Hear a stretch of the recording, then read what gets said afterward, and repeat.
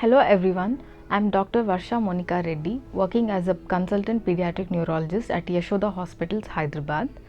Today we'll be discussing about autism.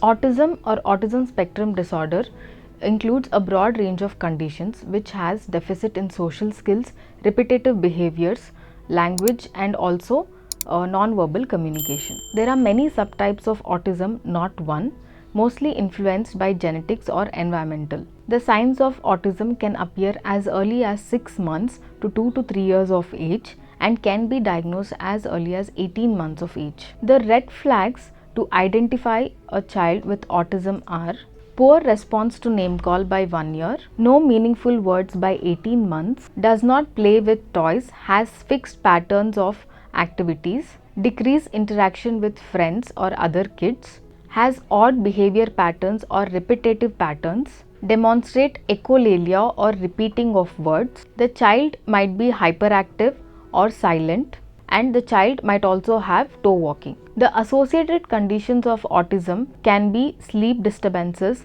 feeding issues, epilepsy, ADHD or hyperactive behavior. The child with autism can also have anxiety. The interventions available for autism are many, but no one size fits all. Every child, the program has to be customized. So there is applied behavior analysis, occupational therapy, sensory integration, speech therapy and behavior therapy. We should also treat the associated condition along with autism. Thank you.